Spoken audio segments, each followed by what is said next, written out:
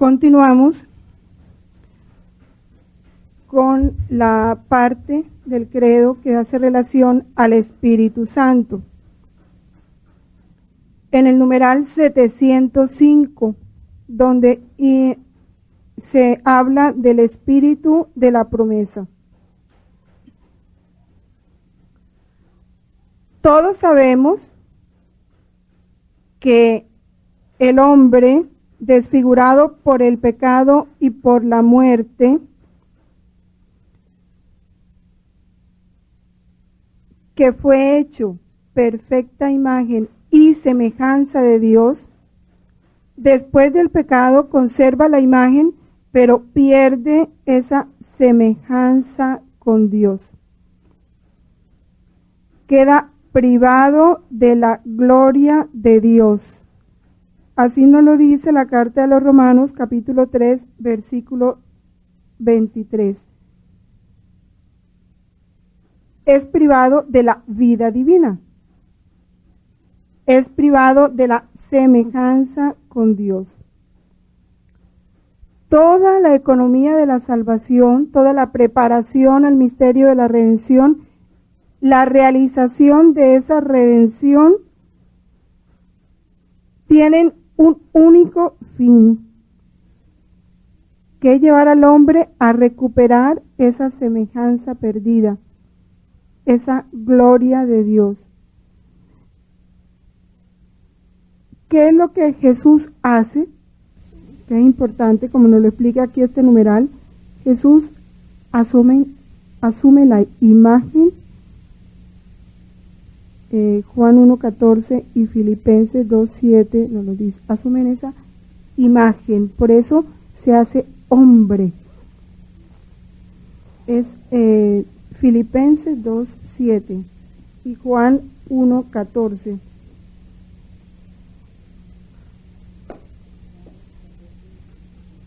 Juan 1:14 nos dice: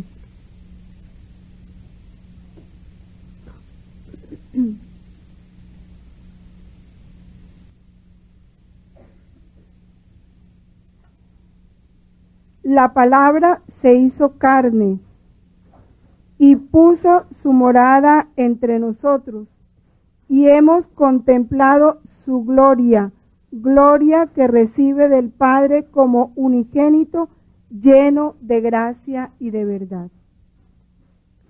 Ahí está la semejanza del hombre con Dios, lleno de gracia, o sea, de vida divina, lleno de verdad, lleno de Dios, porque Dios es la verdad. Y eso es lo que el hombre pierde en el pecado original, por eso pierde la gloria de Dios. ¿Cuál es la gloria de Dios? Su misma divinidad, su misma plenitud.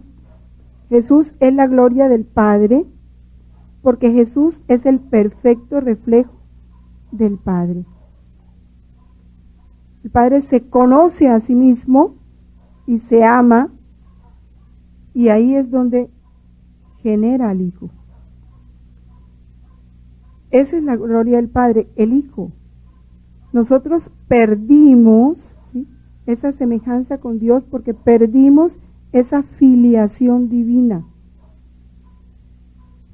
Perdimos esa unidad con Dios.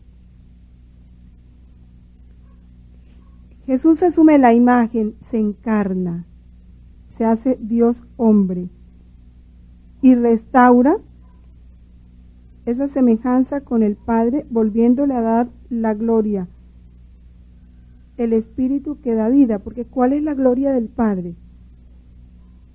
Al amarse a sí mismo, al conocerse y amarse a sí mismo, genera al Hijo, ese Hijo perfecto reflejo de Él, le revierte todo el amor en el Espíritu Santo, ¿no? Todo el amor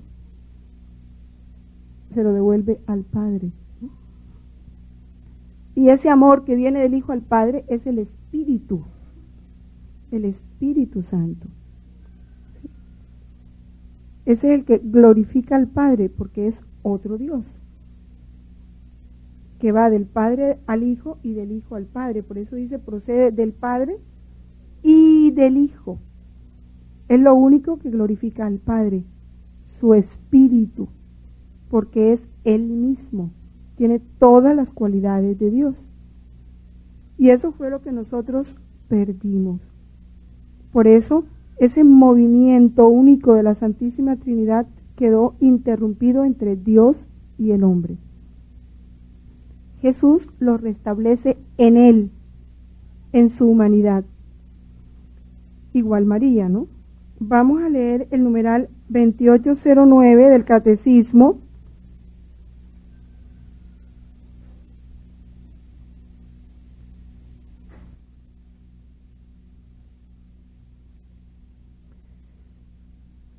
Que nos amplía un poco esto. Dice, la santidad de Dios es el hogar inaccesible de su misterio eterno.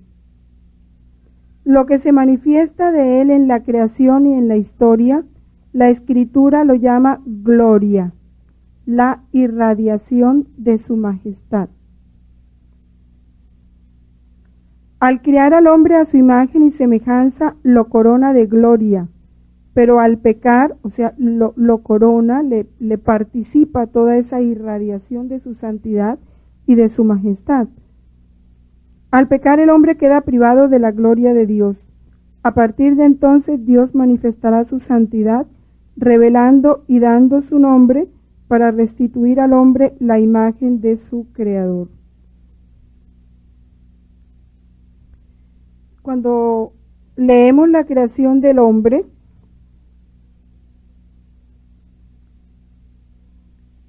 dice en el numeral 376,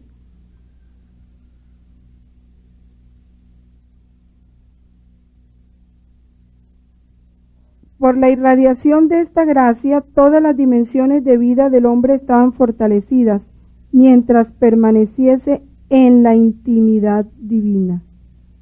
Esa es la semejanza con Dios, esa unidad, esa intimidad, esa participación de lo que es Dios.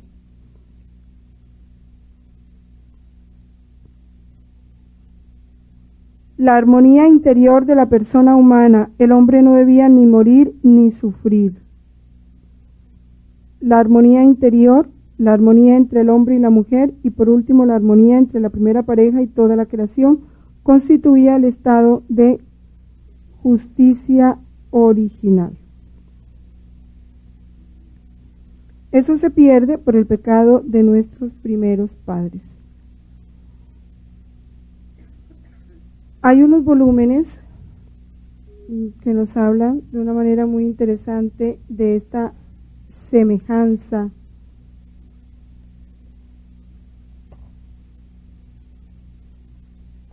Está el volumen 24, capítulo 19.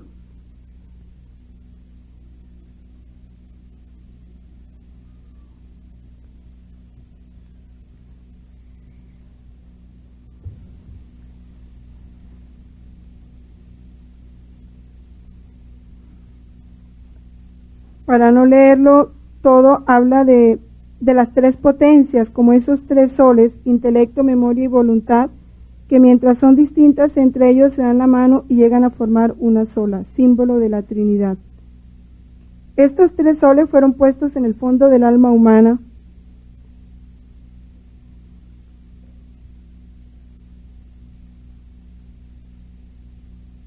Estas tres potencias son símbolo de la Trinidad. Fue tanto el amor al crear al hombre que nuestro amor solo se contentó cuando le comunicamos nuestra semejanza. Estos tres soles fueron puestos en el fondo del alma humana como el sol en el fondo de la bóveda del cielo, que con su luz tiene en fiesta la tierra y con sus admirables efectos da vida a todas las plantas.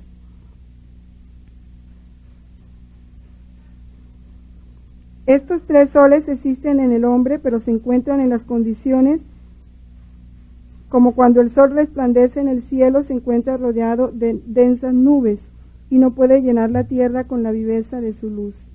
Y si bien las comunicaciones no han sido interrumpidas en virtud de las nubes, pero los efectos la tierra los recibe retardados, y no goza todo el bien que lo podría hacer el sol. Así se encuentra el hombre. Todas las cosas están en su puesto entre nosotras y él nada ha sido roto ni interrumpido. Pero la humana voluntad ha formado densas nubes y por eso se ve el hombre sin la gloria, sin el orden y la armonía de su creación. Y por eso sus obras están sin frutos. Están corrompidas, agrias, sin belleza. Sus pasos son vacilantes. Se puede decir que el pobre enfermo, porque no se deja dirigir por los tres soles que posee en su alma.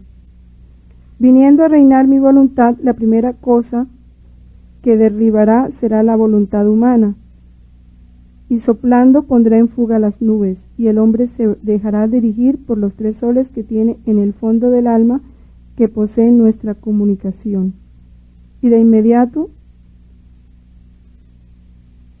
vendrá a nuestro origen y todo será fiesta y gloria para nosotros y para él.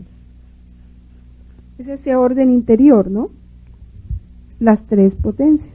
¿Se acuerdan que dice que para nosotros, para que Dios pueda venir a reinar en nosotros, esas tres potencias tienen que estar en orden a Dios?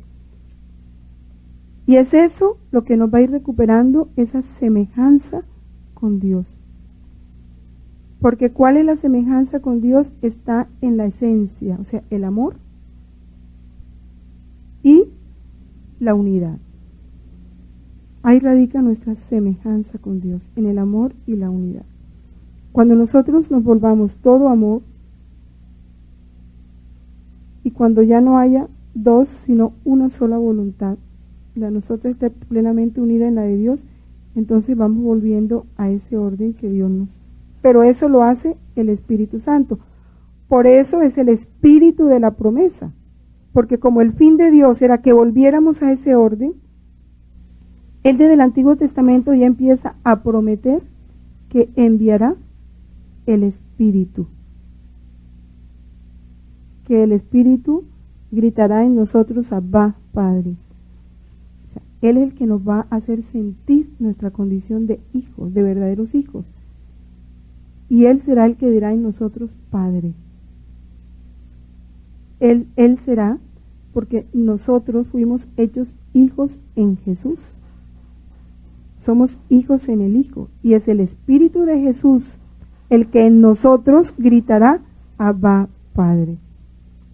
Porque estaremos viviendo el mismo Espíritu del Hijo, que es el único que puede gritar, Abba, Padre. Por eso Jesús lo promete y por eso es tan importante el Espíritu Santo en nuestra vida.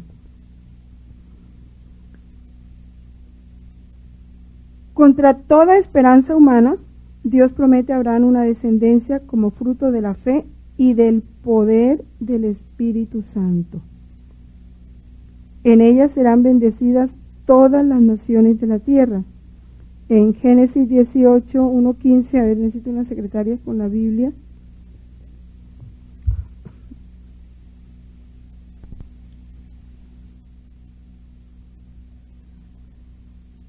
Ya. Continuamos. Lucas 1:26.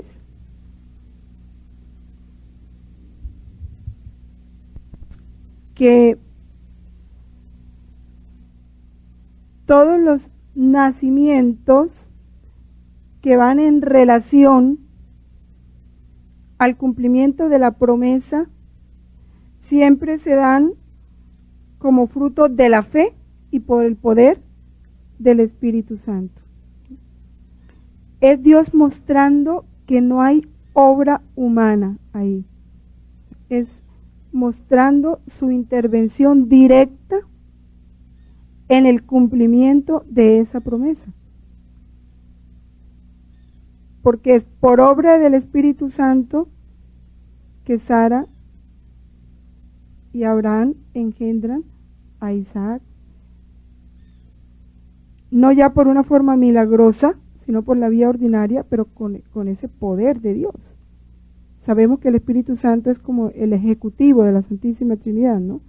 El que pone en acción la voluntad del Padre y del Hijo. Igual en Jesús, esa descendencia prometida a Abraham encuentra su perfecto cumplimiento en Cristo, en quien la efusión del Espíritu Santo formará la unidad de los hijos de Dios dispersos. Comprometiéndose con juramento, Dios se obliga ya al don de su Hijo amado y al don del Espíritu Santo de la promesa, que es prenda para redención del pueblo de su posesión. Porque, ¿qué es el Espíritu Santo? Es el Espíritu del Padre y el Espíritu del Hijo. Ese es el Espíritu Santo, que es otra persona, pero viene del Padre y del Hijo. Porque Él es el que nos recupera la semejanza, porque Él es el que atrae a nosotros a todo el Dios. El Espíritu Santo es el Espíritu del Padre y es el Espíritu del Hijo. Es toda la Trinidad que viene en pleno a vivir en nosotros. La perfecta semejanza, ya lo podemos concluir, se adquiere con esa plenitud del reino de la voluntad de Dios. De lo contrario, no podemos hablar de perfecta semejanza.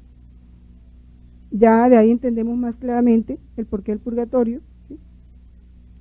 Y el porqué toda la purificación aquí en la tierra, hasta que eso no se vaya liberando, todo ese peso de la voluntad humana, que es lo que impide esa transformación en Dios. Y esa es la razón de la promesa del Espíritu Santo. En esas manifestaciones, pasamos al numeral 707, que Dios va haciendo y que iluminan el camino de la promesa desde los patriarcas a Moisés y Josué. En todas esas teofanías siempre se reconoce al Verbo de Dios, cubierto por la nube del Espíritu Santo, sino que el Espíritu Santo se va presentando en una forma velada, porque el Verbo de Dios es la palabra del Padre, y la palabra del Padre, ¿quién es? Jesús. Y esa palabra siempre se presenta entre nubes, ¿no? Cubierta, velada, envuelta, que es el Espíritu Santo. Ninguna teofanía o manifestación especial podemos decir que fue de una sola persona de la Santísima Trinidad, ¿no? Porque ellos son inseparables. Entonces se oye la voz del Padre, se ve la luz o la nube del Espíritu Santo, y esa palabra que se escucha es el Hijo. Porque la palabra del Padre es el Hijo. Siempre viene envuelta por el Espíritu Santo. Esta pedagogía de Dios, que aparece en la ley, ¿no? Porque la ley, ¿qué es la ley? La ley es ese medio que Dios usa para conducir al pueblo hacia Cristo.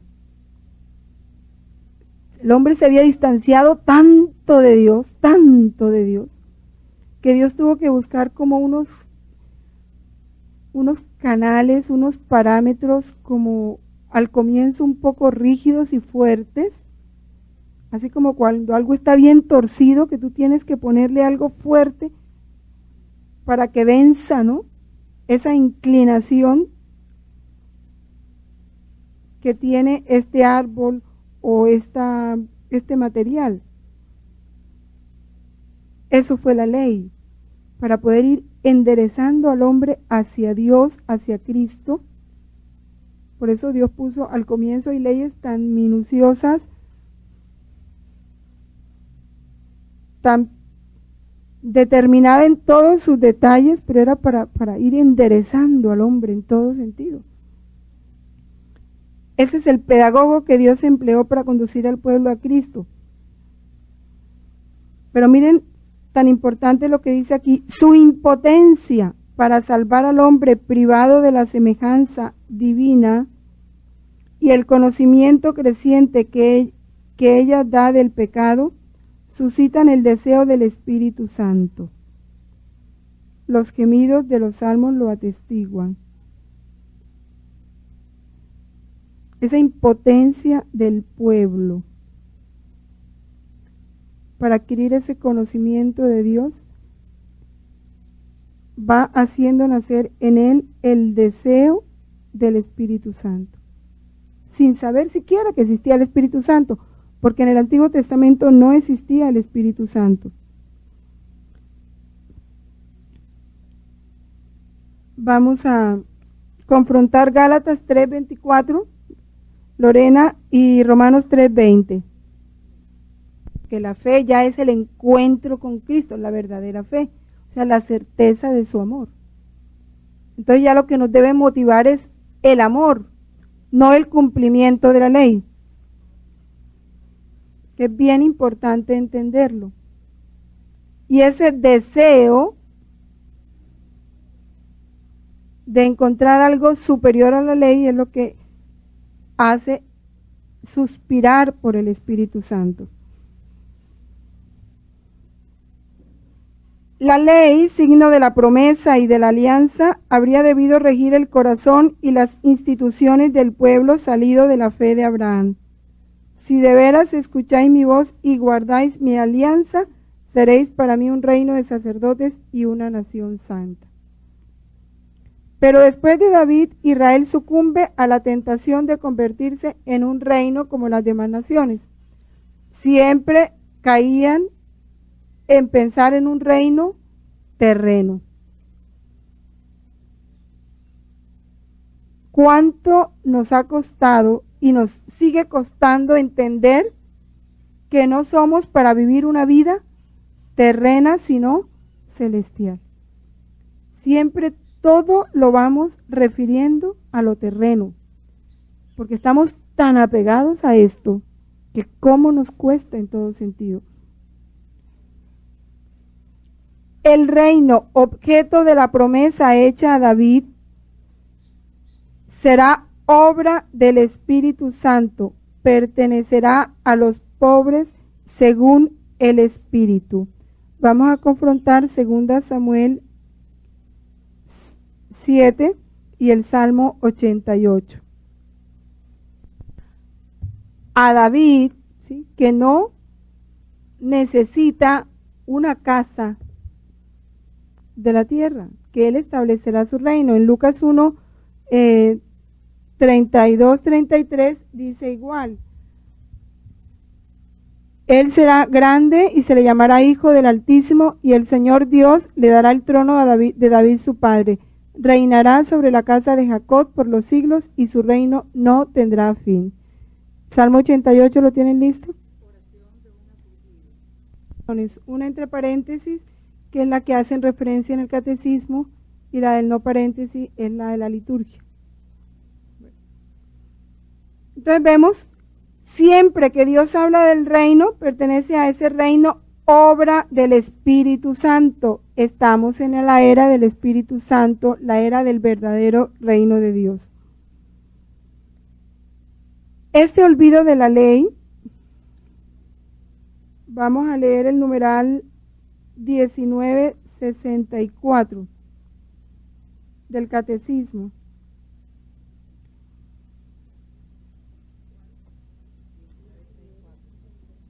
Dice: la ley antigua es una preparación para el Evangelio, que es bien importante porque a veces nos quedamos en la ley antigua.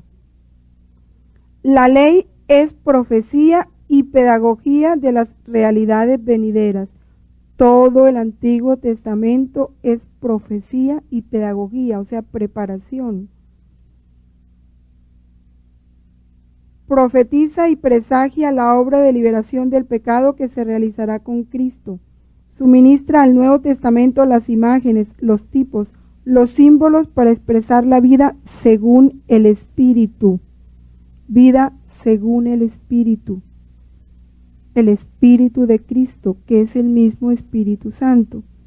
La ley se completa mediante la enseñanza de los libros sapienciales y de los profetas que la orientan hacia la nueva alianza y el reino de los cielos.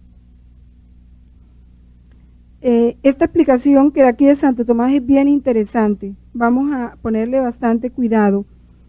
Hubo, bajo el régimen de la antigua alianza, gentes que poseían la caridad y la gracia del Espíritu Santo y aspiraban ante todo a las promesas espirituales y eternas, en lo cual se adherían a la ley nueva, sin conocerla.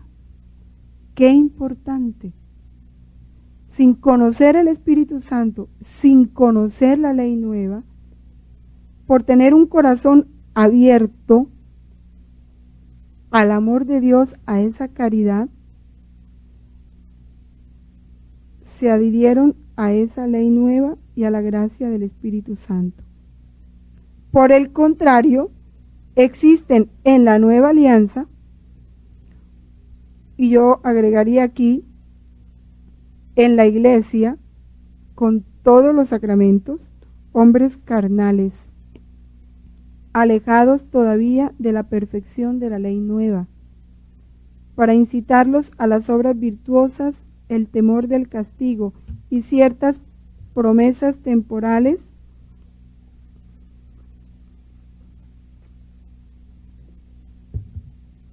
alejados de la ley nueva, para incitarlos a las obras virtuosas a esa gente. El temor del castigo y ciertas promesas temporales han sido necesarias, incluso bajo la nueva alianza. En todo caso, aunque la ley antigua prescribía la caridad, no daba el Espíritu Santo, por el cual la caridad es difundida en nuestros corazones. Por eso seremos juzgados con más responsabilidad. Porque teniendo todo el conocimiento de la nueva ley, todos los sacramentos, nosotros tenemos la plenitud de la gracia en Cristo. ¿Cuántos corazones endurecidos? Es que me impresiona en cuántos lugares no se ha manifestado la Virgen llorando lágrimas de sangre. ¿Qué nos dicen lágrimas de sangre de una madre? Y preguntar cuántas personas tienen la estampa de la Virgen llorando lágrimas de sangre. ¿Qué han hecho para que esas lágrimas cesen?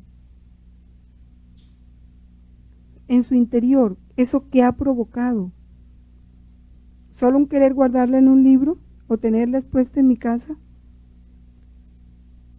Si yo saber que mi madre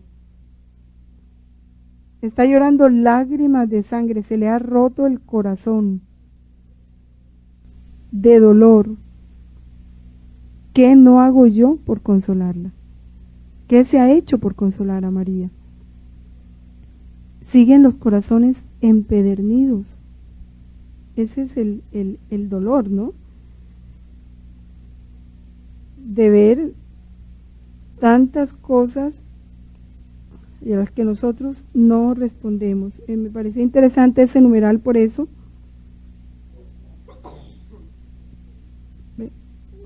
Porque igual, muchos del Antiguo Testamento nos precederán habiendo tenido menos medios, pero tenían una disposición mayor.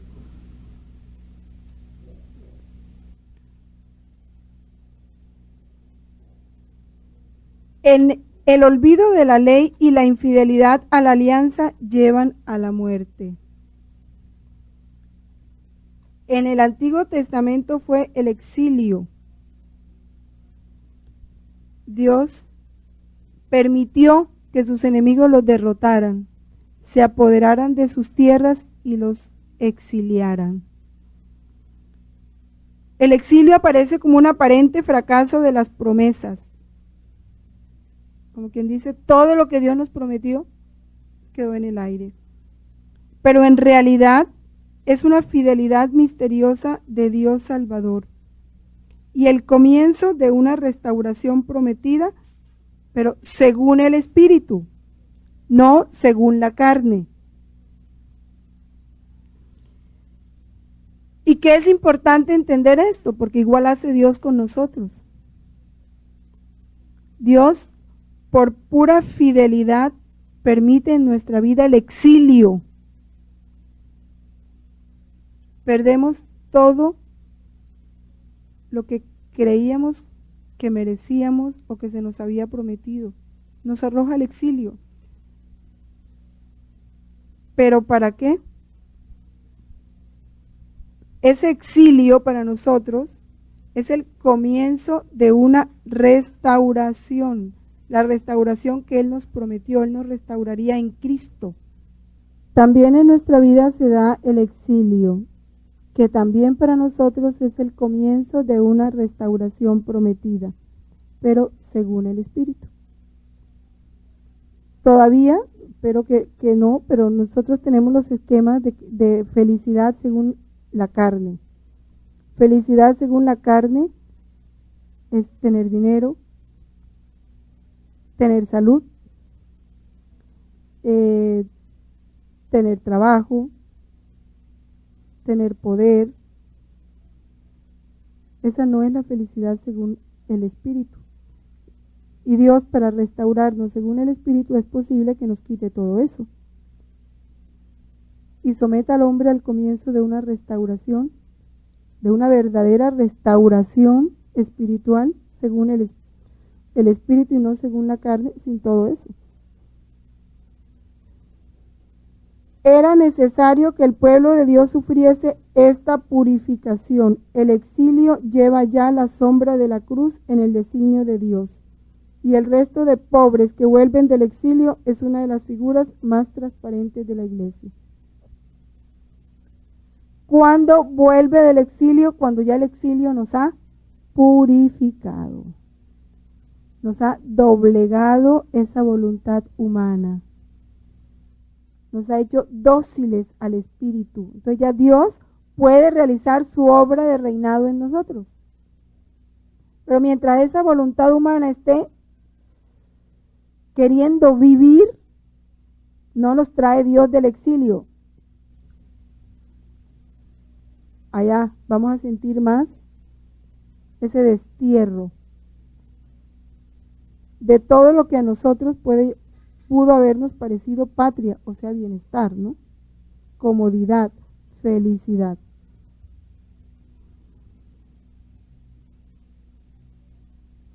La espera del Mesías y la espera de su Espíritu es un solo anhelo en ese pueblo de Israel.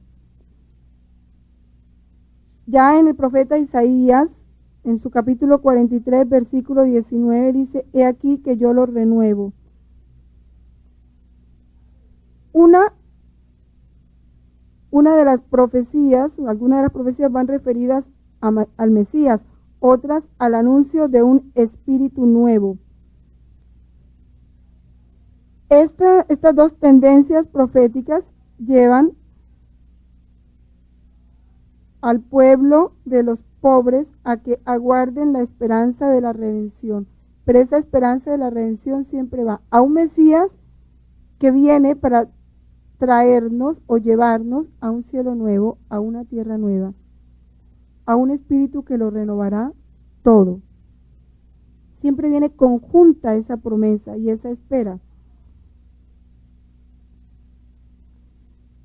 Estos rasgos del rostro del Mesías esperado comienzan a aparecer en el libro de Emmanuel, cuando Isaías tuvo la visión de la gloria de Cristo, en Juan 12:41,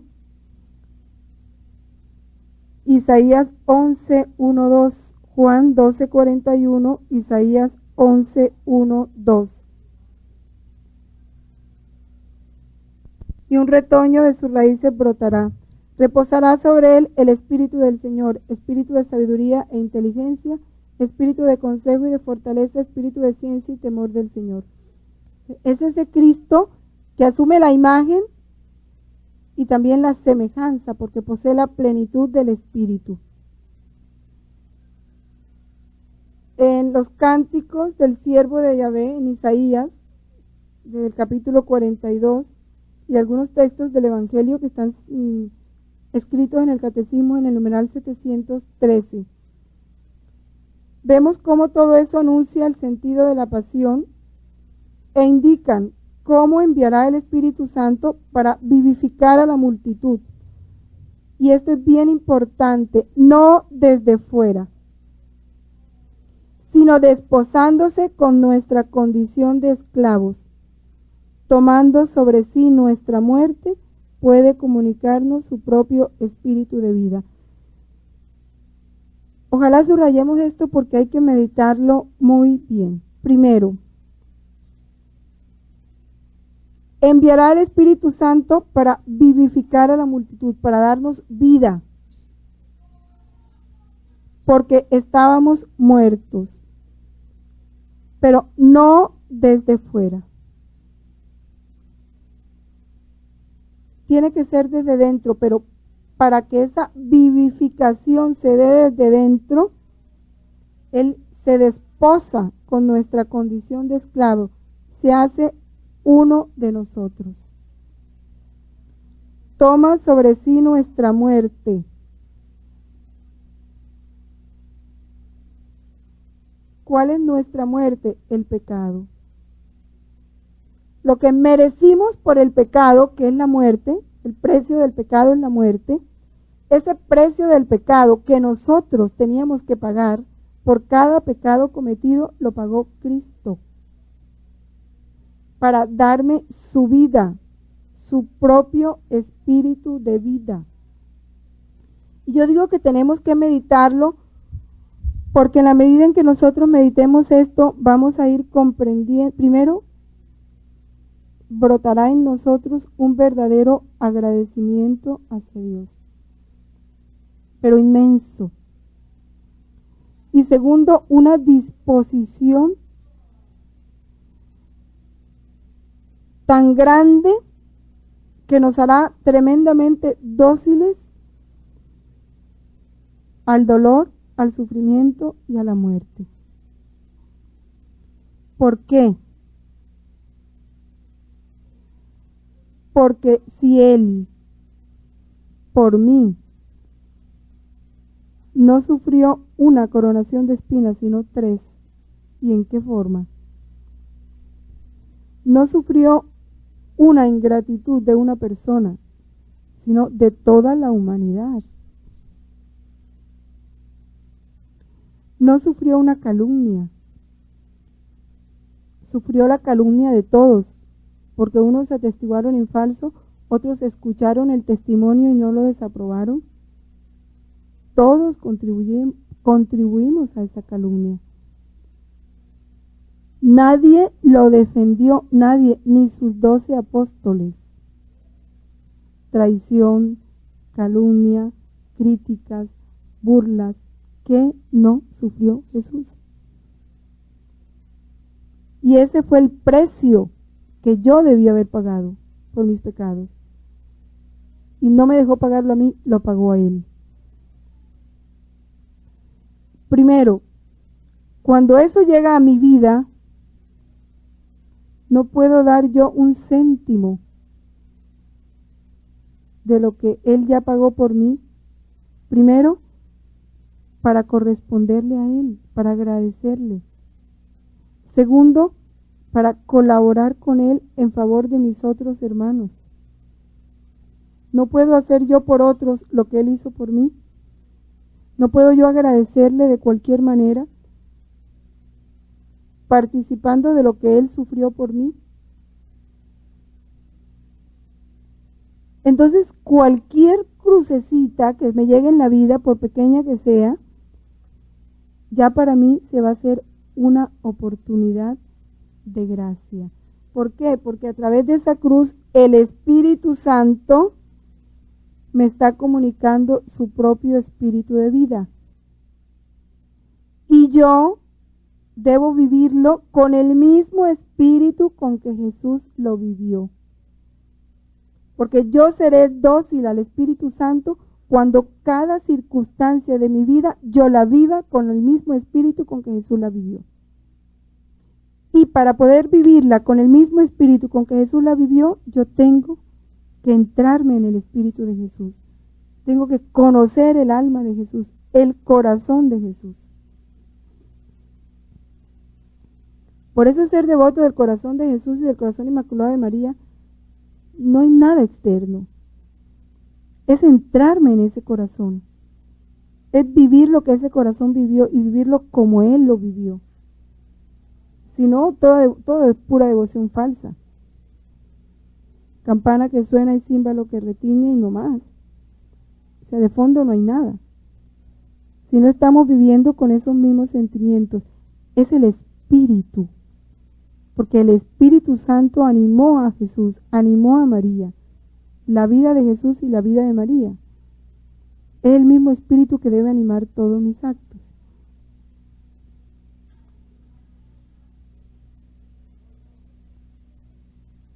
Por eso Jesús inaugura diciendo: el Espíritu del Señor está sobre mí porque me ha ungido, me ha enviado a anunciar a los pobres la buena nueva, a proclamar la liberación de los cautivos y la vista a los ciegos, para dar libertad a los oprimidos y proclamar un año de gracia del Señor.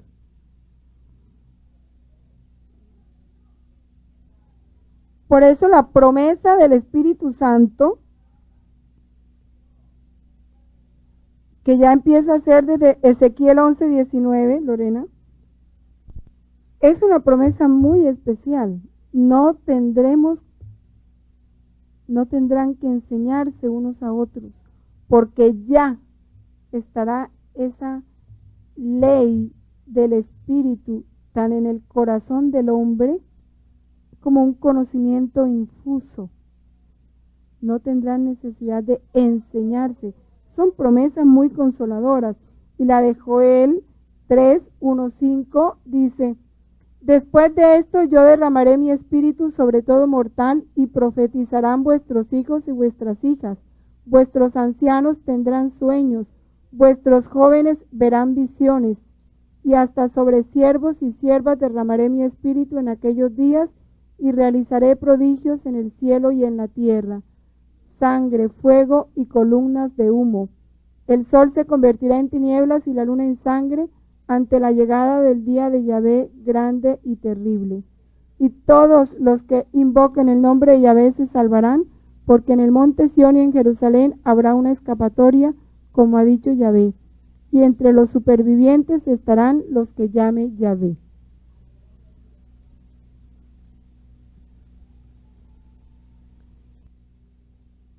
Según estas promesas, en los últimos tiempos, el Espíritu del Señor renovará el corazón de los hombres, grabando en ellos una ley nueva.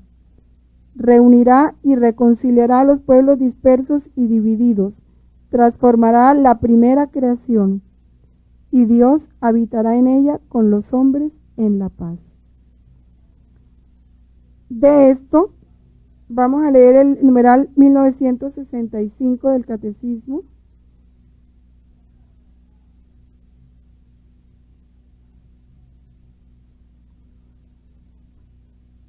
La ley nueva o ley evangélica es la perfección aquí abajo de la ley divina, natural y revelada.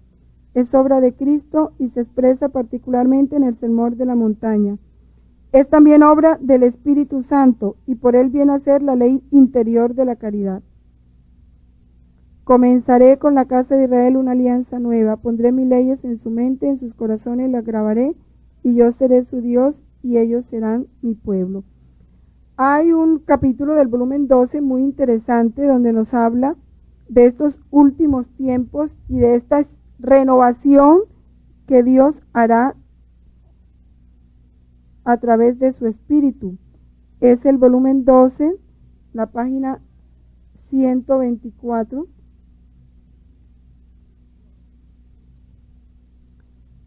Nos habla de esa tercera renovación. Vamos a leer unos aparte, es del 29 de enero de 1919.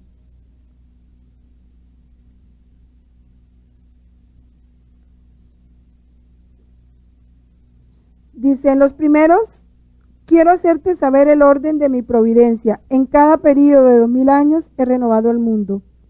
Voy a leerlo así en forma salteada. En los primeros lo renové con el diluvio.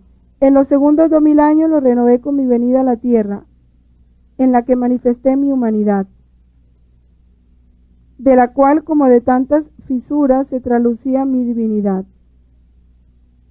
Y habrá una tercera renovación. He aquí el porqué de la confusión general de todo. No es sino la preparación a la tercera renovación.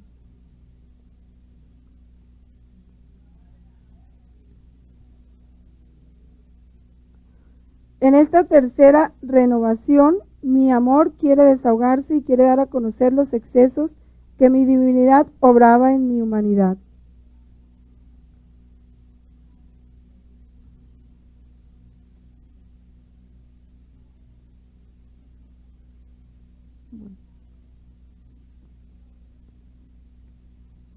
Llevaré a cabo la renovación con manifestar lo que mi divinidad hacía a mi humanidad, como obraba mi querer divino con mi querer humano.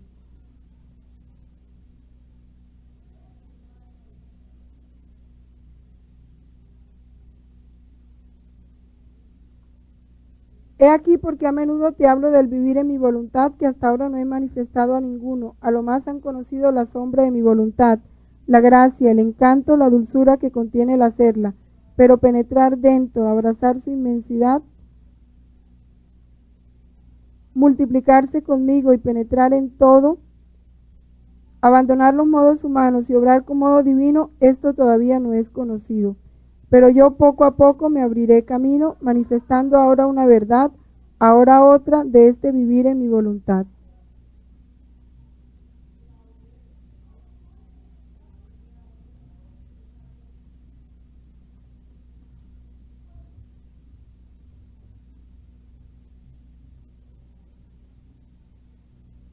Bueno, hay una parte, no la encuentro ahorita, donde habla de que esta renovación la hará con el fuego de su espíritu.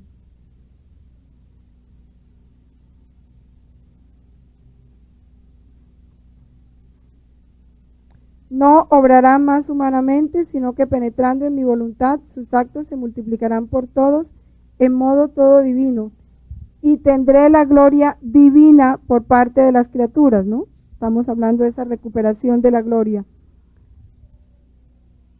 De tantos sacramentos recibidos y administrados en modo humano, de tantos otros profanados, de otros enfangados por el interés, y de tantas obras buenas en las que quedó más deshonrado que honrado. Suspiro tanto este tiempo. Tu hora, y no te separes tu eslabón de unión con el mío, empezando tú la primera.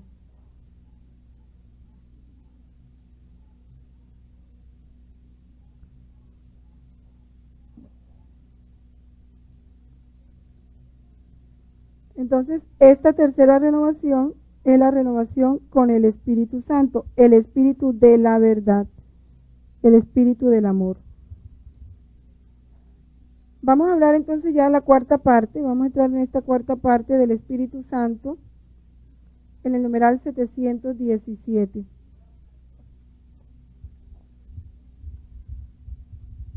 Juan Bautista, ¿no? Sabemos que Juan Bautista fue lleno del Espíritu Santo desde el seno de su madre. Por obra de Cristo, de ese Cristo que iba en el vientre de María.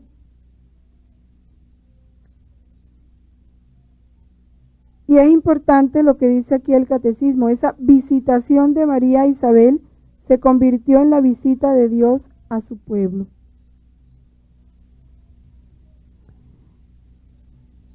Lo que Dios hizo con Juan Bautista es lo que Dios quiere hacer con la humanidad en este tiempo. Que el hombre nazca santo, como fue desde el comienzo. Juan Bautista fue santificado en el vientre de su madre. Juan Bautista nació santo.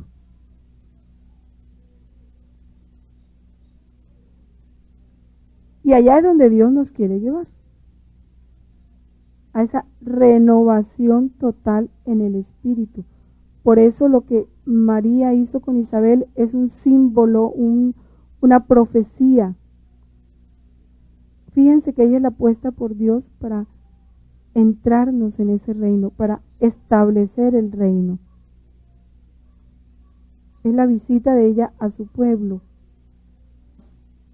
Por eso el triunfo, el reinado de María, será el reinado de Jesús. Porque donde reina María, reina Jesús. El fuego del Espíritu Santo habita en Juan y le hace correr delante como precursor. Es el Espíritu Santo en Juan el que prepara el camino de Jesús. Por eso Juan fue lleno del Espíritu Santo.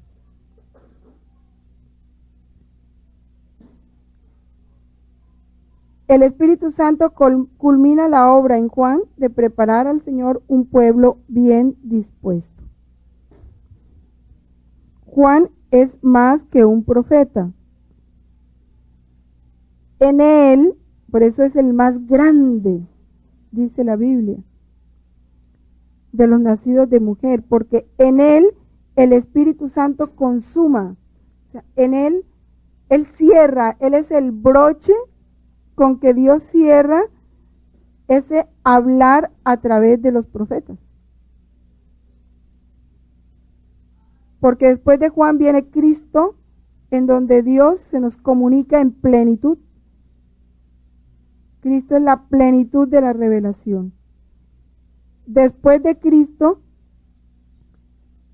ya no se comunica nada nuevo, ya todo lo que se comunica después de Cristo, a través de gracias extraordinarias, locuciones interiores, la comunicación con Luisa, todos los santos, todo lo que ellos han recibido es para explicitar lo que ya Dios nos dijo en Cristo. No hay nada nuevo.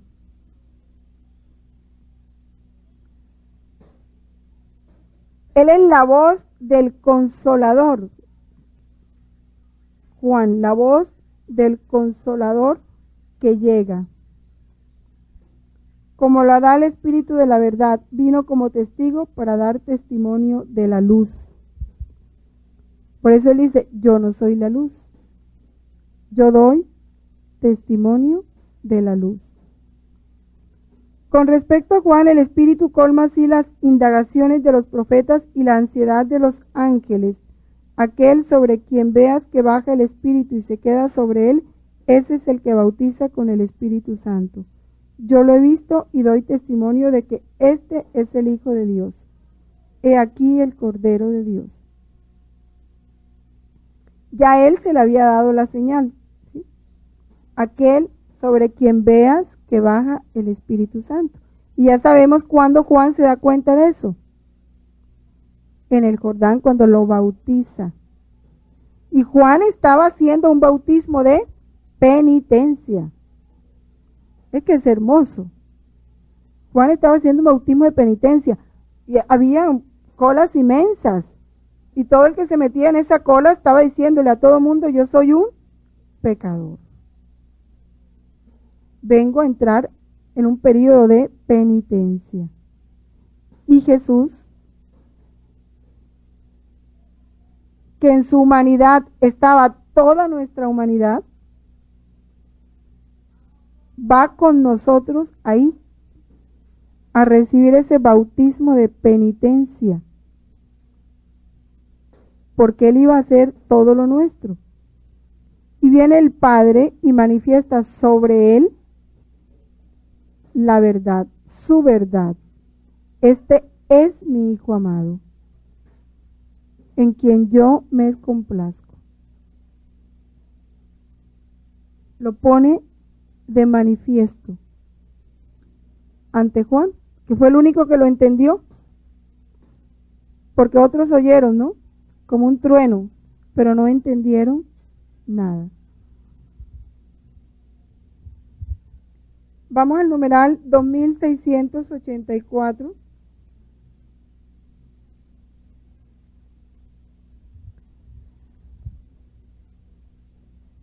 En la comunión de los santos se han desarrollado diversas espiritualidades a lo largo de la historia de la Iglesia.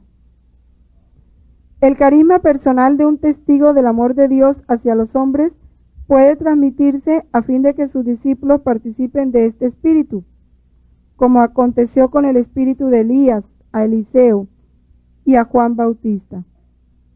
En la confluencia de corrientes litúrgicas y teológicas se encuentra también una espiritualidad que muestra cómo el espíritu de oración incultura la fe en un ámbito humano y en su historia. Las diversas espiritualidades cristianas participan en la tradición viva de la oración y son guías indispensables para los fieles. La parte pequeña, de letra pequeña, es la más letra cursiva. El espíritu es verdaderamente el lugar de los santos. Fíjense, es el lugar de los santos. ¿Qué quiere decir? Que los santos vivían sumergidos en el Espíritu Santo. Ese era su lugar. Y el santo es para el Espíritu un lugar propio. El lugar de los santos era el Espíritu, y el lugar del Espíritu eran los santos. Él moraba en ellos.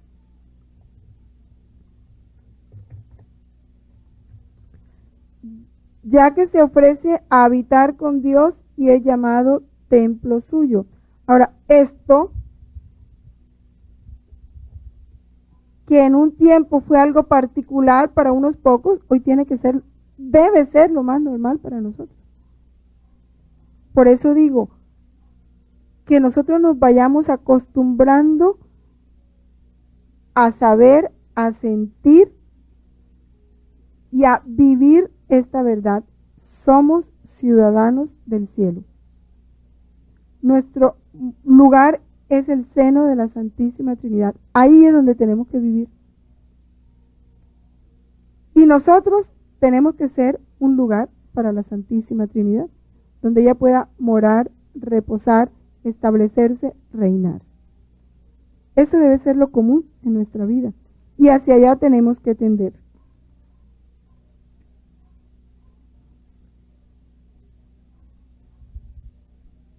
Con Juan Bautista, el Espíritu Santo inaugura, prefigurándolo lo que realiza con y en Cristo, volver a dar al hombre semejanza divina. El bautismo de Juan era para el arrepentimiento, el de agua y del Espíritu será un nuevo nacimiento.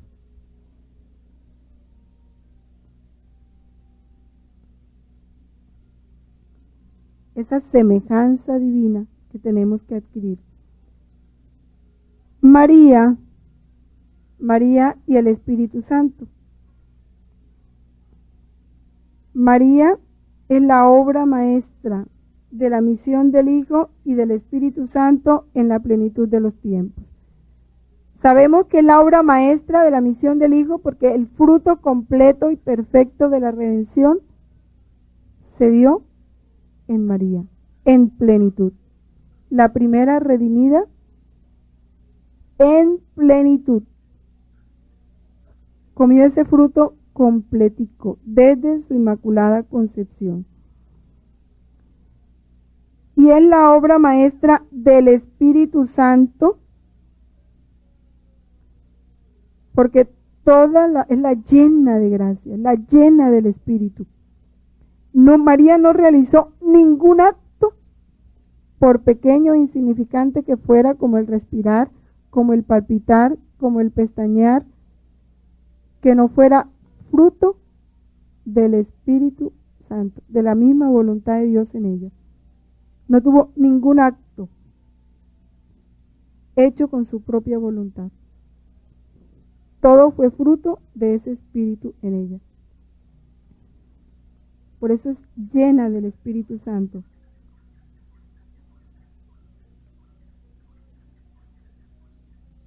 El Espíritu la preparó y el Padre encuentra la morada en donde su Hijo y su Espíritu pueden habitar entre los hombres. Por eso los más bellos textos sobre la sabiduría, la tradición de la Iglesia, se relacionan a ella.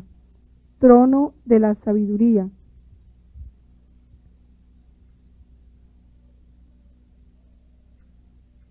Cuando dice el catecismo que en María se comienzan a manifestar las maravillas de Dios que el Espíritu va a realizar en Cristo y en la Iglesia.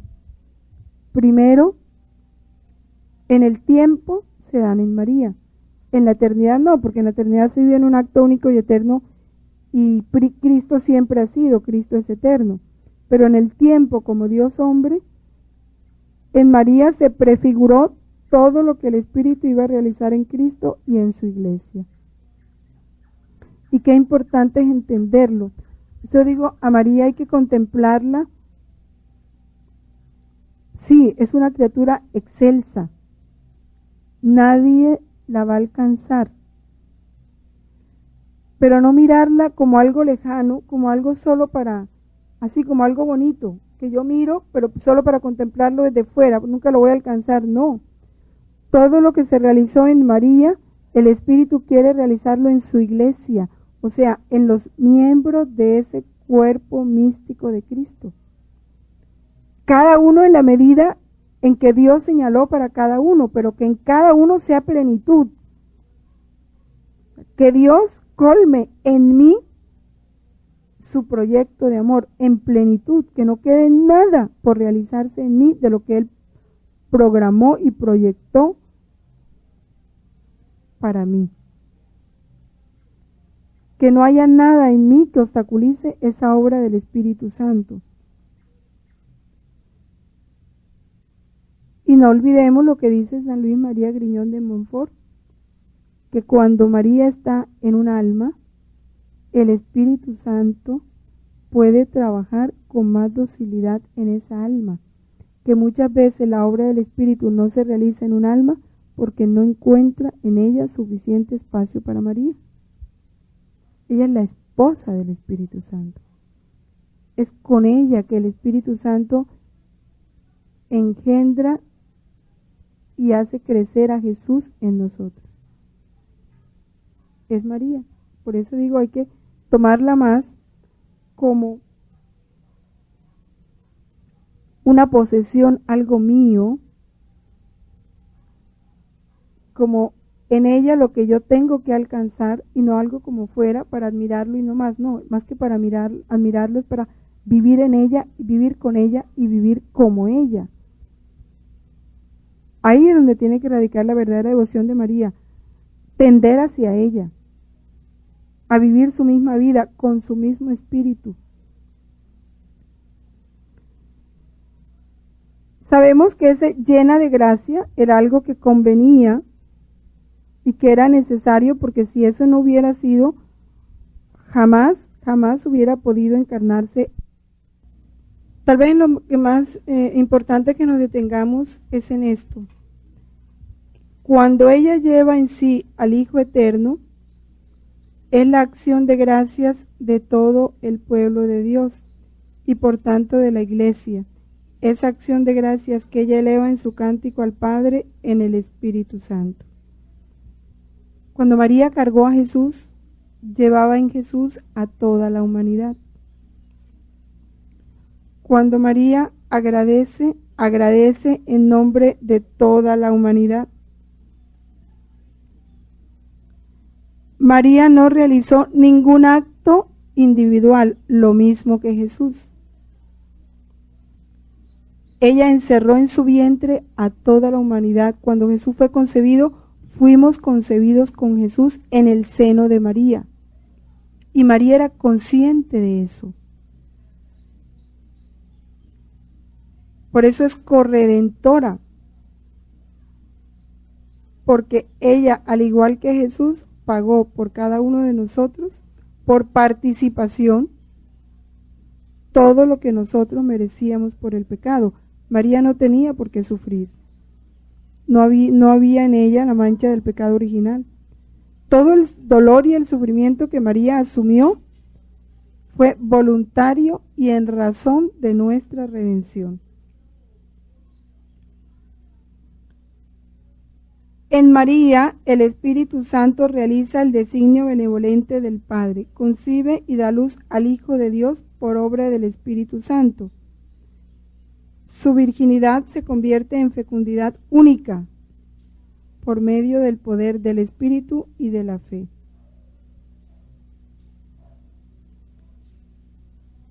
Decíamos que todo lo del Antiguo Testamento es profecía. Bueno, la zarza ardiente que vio Moisés prefigura a María. Ella es esa zarza ardiente de la teofanía definitiva, llena del Espíritu Santo. Presenta al Verbo en la humildad de su carne, dándolo a conocer a los pobres. Quítate las sandalias porque lo que vas a pisar es lugar santo. Eso es María, un lugar santo, una llama viva que arde sin consumirse, porque en ella está el fuego del Espíritu. Esa llama viva que no solo la abrazó a ella en amor, sino que se hizo llama devoradora para desde su corazón abrazar a toda la humanidad. Lo mismo que vivió Jesús en la encarnación, en el vientre de ella lo vivió ella con su Hijo. Los 9 excesos de amor, igualito lo vivió María. Entonces es la plenitud de Dios en ella. Y por medio de María, el Espíritu Santo no solo manifiesta al Hijo del Padre, ni realiza el designio del Padre, sino que pone en comunión con Cristo a los hombres, objeto del amor benevolente de Dios.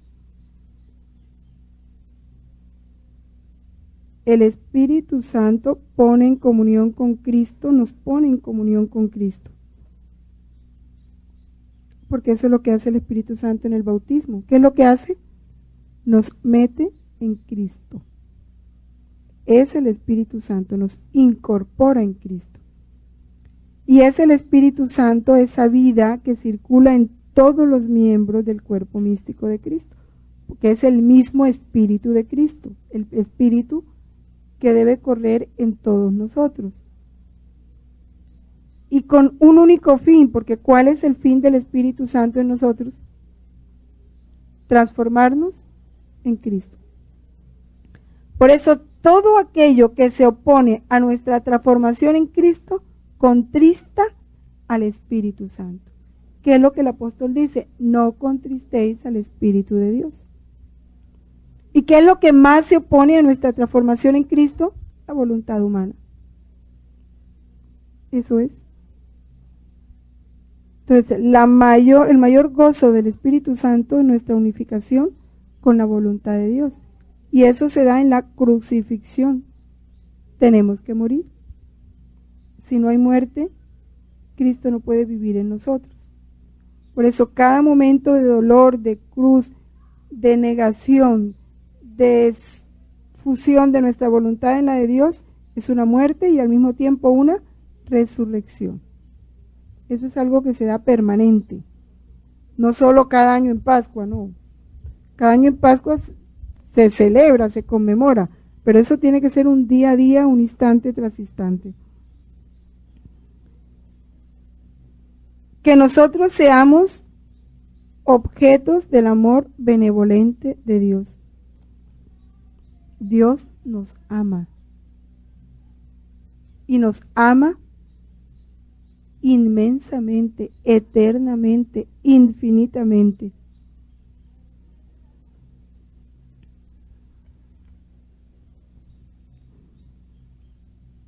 Toda esta función de María es porque ella se hace madre del Cristo total. ¿Cuál es el Cristo total? ¿Cuál es el Cristo total? El cuerpo místico de Cristo, la iglesia. Ese es el Cristo total. Cristo, Dios hombre, en la cabeza. ¿Sí? Todos los bautizados formamos parte de ese cuerpo místico. Por eso, lo que sucedió en Pentecostés, que ella estuvo presente con los 12, que perseveraba en la oración, eso se repite en cada uno de nosotros. María está con nosotros en cada instante. Cuando Dios, en la Inmaculada Concepción, Dios hizo muchos prodigios. Si ustedes meditan el libro de la Virgen María, de María, Madre y Reina de la Divina Voluntad, que olvidé traerlo hoy, lean en la página 124,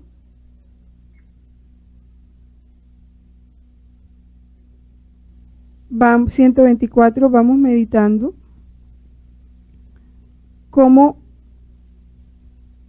primero Dios puso en el corazón de cada uno de nosotros a María como germen, para que ella creciera en nosotros, creciera a la par con nosotros, así desde bebecito, como iba creciendo nuestro cuerpo, en nuestro espíritu, ella fuera creciendo. ¿Qué era lo que crece María en nosotros? Todo, su espíritu, su voluntad, su vida, cada uno de nosotros, y al mismo tiempo nos puso a nosotros en el corazón de ella, para que viviéramos allí.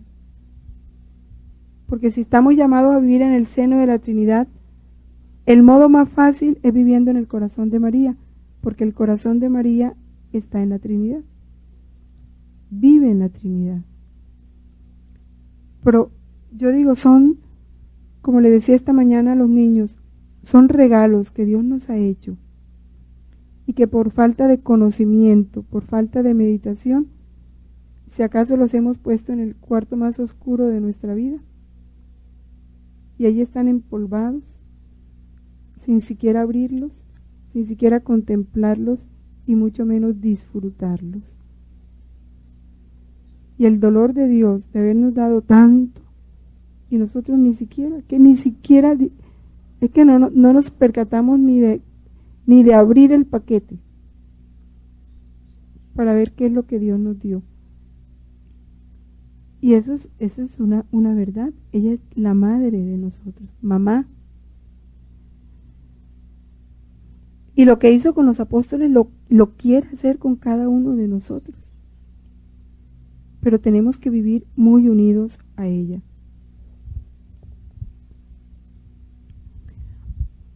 Leo aparte de este capítulo.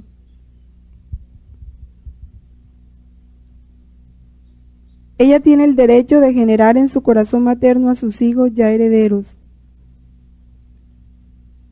Pero no solo le bastó, sino que quiso generarse a sí mismo y al Verbo eterno en cada criatura. Así como Adán nos transmitió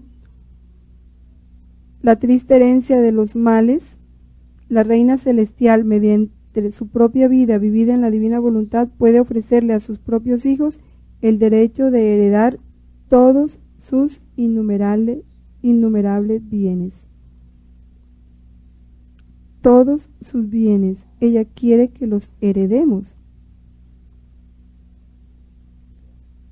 Qué sublime herencia quiere la soberana Señora darles a conocer y donarles a las criaturas humanas.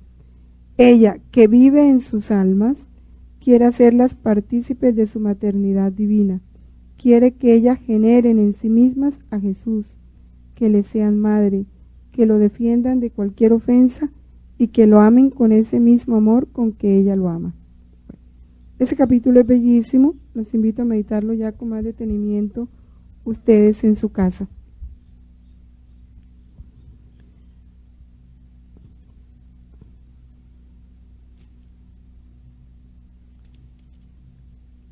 Vamos entonces ya a hablar de ese Espíritu Santo y Jesús.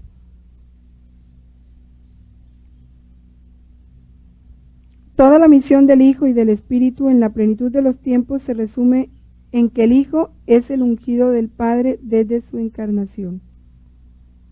Toda la obra de Cristo es misión conjunta del Hijo y del Espíritu Santo. Por eso dice el Espíritu Santo está sobre mí, ¿no? Me ha ungido y me ha enviado. Porque el Espíritu Santo en Cristo por naturaleza, pues poseía la plenitud del Espíritu Santo, ¿no? En esa unidad de voluntad. Es el Espíritu Santo el que lo lleva al desierto, es el Espíritu Santo el que lo encarna en el seno de María, es el Espíritu Santo el que en un haz de luz lo saca del vientre de María, es el Espíritu Santo el que mueve a los pastores a adorarlo. Todo es una misión conjunta con el Espíritu Santo. Pero Jesús no revela plenamente ese espíritu hasta que Él mismo no ha sido glorificado por su muerte y su resurrección. Sin embargo, a lo largo de todas sus enseñanzas, va preparando a los apóstoles en sus corazones esa disposición para recibir al Espíritu Santo, para conocerlo, para poseerlo. Cuando habla que será alimento para la vida del mundo, que no le creen, ¿no? Cuando habla de la Eucaristía. Cuando le habla a Nicodemos de que nacerás del Espíritu, y cómo voy a volver a nacer, ¿cierto? ¿Cómo vuelvo a meterme en el vientre de mi madre? Dice Nicodemos. Dice, no, vas a nacer del Espíritu. Ese nuevo nacimiento será del Espíritu. Cuando habla a la samaritana, a los que participan en la fiesta de los tabernáculos, a los discípulos les habla en la oración en Lucas 11:13 y del testimonio que tendrán que dar. Cuando lo lleven ante los tribunales no se pongan a pensar qué es lo que van a decir, ¿no? Mi espíritu les inspirará en ese momento lo que tienen que decir. Es entender, ¿no? Cómo ese espíritu está presente en nosotros, que ahí es donde nos falta la fe. Solo cuando ha llegado la hora en que va a ser glorificado, Jesús promete la venida del Espíritu Santo, ya que su muerte y su resurrección serán el cumplimiento de la promesa hecha a los padres. El Espíritu de verdad, el otro Paráclito, será dado por el Padre en virtud de la oración de Jesús.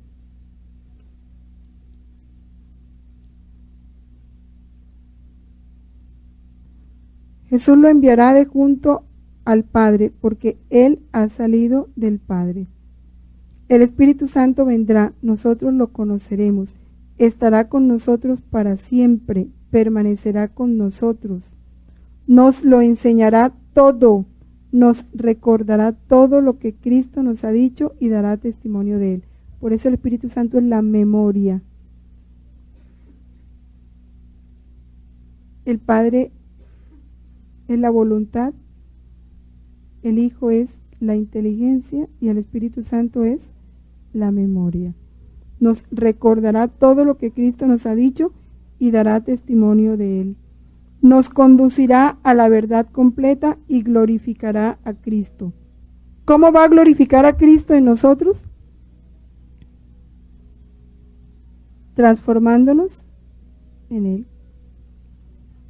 Por eso Monseñor Martínez en su libro El Espíritu Santo dice que la única obra, y vamos a entenderlo así como es, la única obra del Espíritu Santo en el alma es impulsarla a la cruz, para que allí, crucificada con Cristo, pueda ser glorificada como fue glorificado Cristo. ¿Cuándo fue glorificado Cristo? Después de su muerte. Después de su muerte solo pudieron decir, verdaderamente este es el Hijo de Dios. Hasta que nosotros no seamos crucificados, hayamos muerto totalmente a todo lo nuestro, hayamos sido crucificados y sepultados con Cristo, no podemos resucitar con Cristo. Eso es una verdad.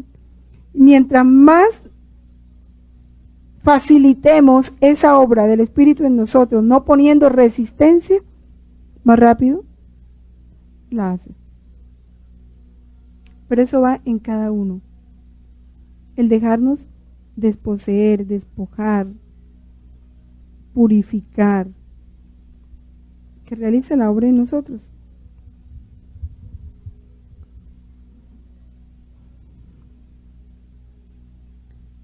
Por fin llegará la hora de Jesús. Jesús entrega su espíritu en las manos del Padre en el momento en que por su muerte es vencedor de la muerte, de modo que resucitado de los muertos por la gloria del Padre. Enseguida da a sus discípulos el Espíritu Santo, dirigiendo sobre ellos su aliento. Como el Padre me envió, así también yo os envío. Vamos a ver en el volumen 17,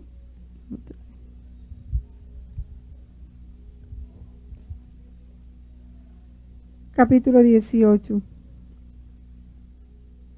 El que al mundo lo acusará en materia de pecado, de justicia y de juicio.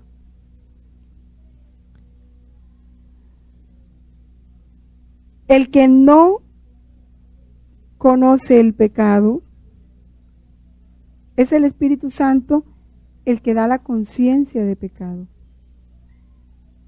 Cuando se ha perdido esa conciencia de pecado, cuando ya no hay remordimiento de conciencia, cuando se ha encallecido esa conciencia, cuando el hombre se vuelve tan insensible al pecado, ha ahogado al Espíritu en su corazón, porque es el Espíritu el que acusa en nosotros el pecado.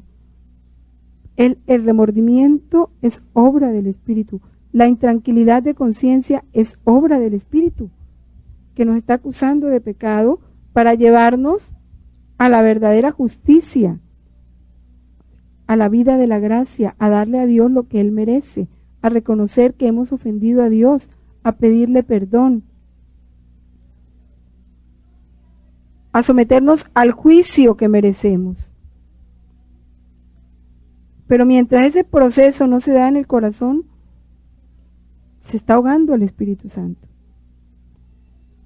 Y es terrible porque va a llegar un momento en que el hombre puede caer, por eso el Padre está hablando tan fuerte de pecado, porque el hombre puede caer en una insensibilidad tal que nada le parece pecado, y entonces se da aquello de que el único pecado que Dios no perdona es el que va contra el Espíritu Santo, y ese es el que va contra el Espíritu Santo. Cuando ya ni se le escucha, ni se le reconoce, ni se le obedece, ni se le acepta. Ese es el pecado contra el Espíritu Santo, que Dios no lo puede perdonar porque ni siquiera nace en el hombre la voluntad de recibir el perdón de Dios. Y así le ofrezcan el perdón, lo rechaza, porque se ha enceguecido tanto su corazón. Por eso es que uno no puede dejar encallecer la conciencia. Y algo bueno es cuando la persona se incomoda, pero cuando ya no incomoda el pecado es terrible. Falta la luz. Bueno. Vamos a leer en el volumen 17, capítulo 18.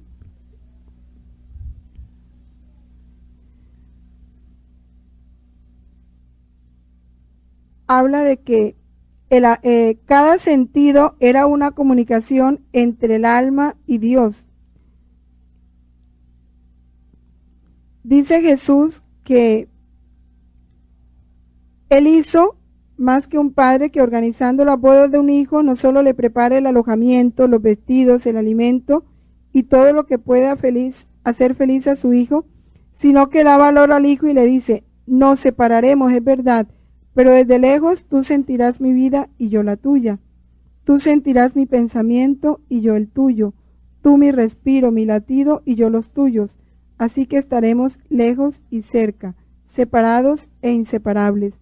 Tú sentirás mi vida y yo la tuya. Mas lo que no puede hacer un padre terrenal por su hijo, porque le es imposible, lo hice yo. Padre celestial, que mientras hacía salir a la luz a este mi hijo, después de haberle preparado yo mismo la habitación de este mundo, ponía entre él y yo tal unión que yo debía sentir su vida en mí y él la mía en él. Y este es mi amor en general por todos. Cada sufrimiento que te he enviado ha sido una comunicación más entre tú y yo, y por lo tanto una prenda más con la cual he embellecido tu alma. Cada verdad que te he manifestado ha sido una partícula de mis cualidades con las cuales te he adornado de nuevas bellezas y llenado de nuevos resplandores tu alma. Cada gracia, cada venida mía a ti han sido dones que he hecho llover sobre ti.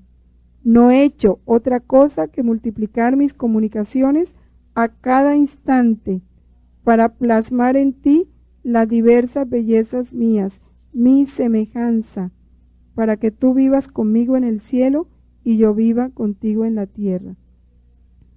Y ante todo esto dudas de mi amor. Así que mejor te digo, piensa en amarme, que yo pensaré siempre más en amarte. Con cuánto amor no creé a la criatura, con cuántos sentidos no la doté. Cada sentido era una comunicación que puse entre mí y ella. El pensamiento era comunicación entre mi inteligencia y la suya. El ojo era comunicación entre mi luz y la suya. La palabra era medio de comunicación entre mi fiat y el suyo. El corazón entre mi amor y el suyo. En suma, todo, el respiro, el movimiento, el paso, todos eran comunicaciones entre la criatura y yo.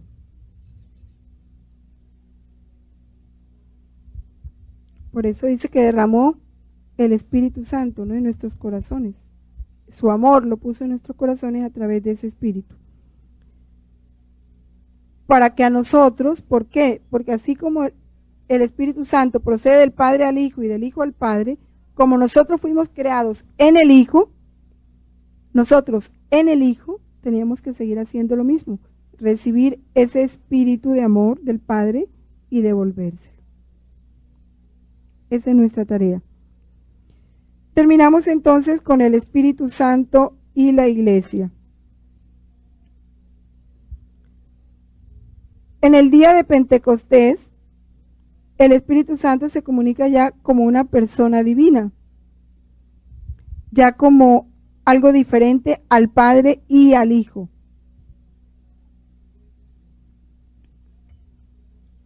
En el día de Pentecostés se revela plenamente la Trinidad. A partir de ese momento, ese reino anunciado por Cristo está abierto a todos los que creen en Él. Esa venida del Espíritu Santo que no cesa, y muy importante, el catecismo lo dice, o sea, Pentecostés es un hecho que se perpetúa en la iglesia. El Espíritu Santo hace entrar al mundo en los últimos tiempos, el tiempo de la iglesia, el reino ya heredado, pero todavía no consumado.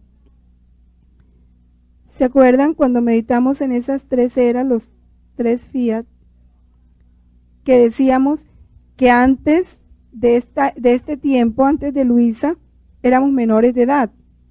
Ya herederos, sí, porque Cristo ganó para nosotros esa herencia perdida, la recuperó. Y ya éramos dueños de la herencia, pero como éramos menores de edad, no podíamos administrarla. Esa herencia es la voluntad de Dios. Pero ya llegó el tiempo de la mayoría de edad, que es en el que estamos, en donde nosotros ya sí estamos en capacidad de poseer esa herencia y hacerla nuestra. Pero eso se logra a través del conocimiento de las verdades. Eso es lo que nos va a llevar a la consumación del reino. El reino ya heredado, pero todavía no consumado. La consumación del reino se va dando en la medida en que nosotros vamos ya poseyendo esa herencia. En la mayoría de edad que hemos alcanzado, porque este es el tiempo puesto por Dios, pero que solo el conocimiento de las verdades nos lo va a permitir. Hemos visto la verdadera luz, hemos recibido el Espíritu Celestial, hemos encontrado la verdadera fe, adoramos la Trinidad indivisible porque ella nos ha salvado. El Espíritu Santo es el don de Dios. Dios es amor, y el amor, que es el primer don, y ese primer don es Dios, porque si Dios es amor y el amor es el primer don, ¿cuál fue el primer don que recibimos? A Dios mismo. Contiene todos los demás. Este amor Dios lo ha derramado en nuestros corazones por el Espíritu Santo que nos ha sido dado. El primer efecto de este don del amor es la remisión de nuestros pecados. La comunión con el Espíritu Santo es la que en la Iglesia vuelve a dar a los bautizados la semejanza divina perdida por el pecado, pero la comunión con el Espíritu Santo. El dolor, y ya eso lo leemos en el volumen 18, capítulo 11, donde se nos habla del dolor del Espíritu Santo, que en cada sacramento se nos da para transformarnos en Cristo, y el desprecio que hacemos a Él.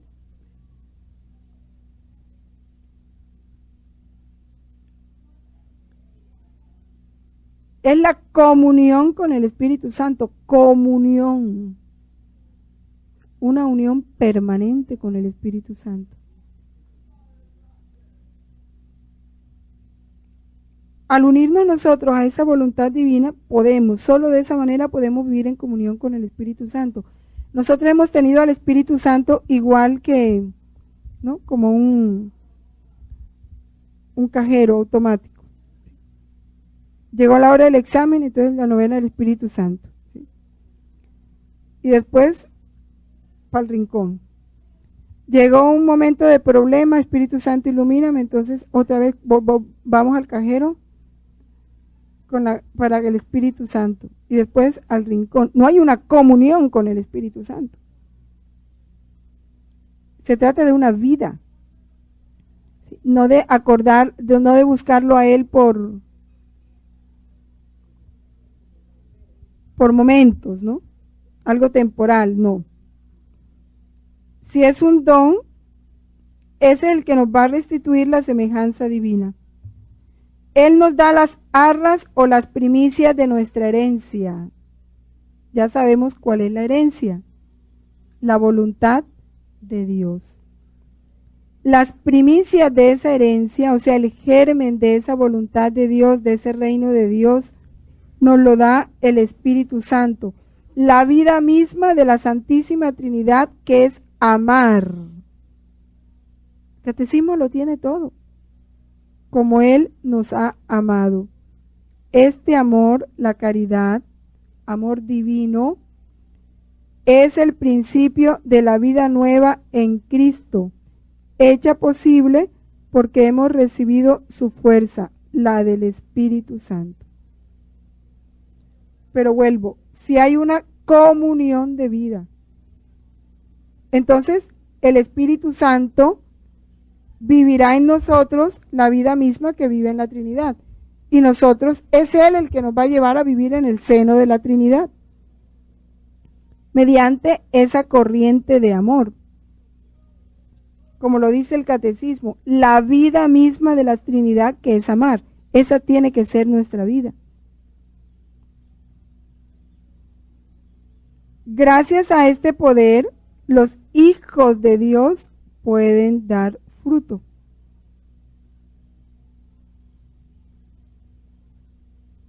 Os he elegido para que vayáis y deis fruto, y vuestro fruto permanezca. ¿Y cuál es el fruto?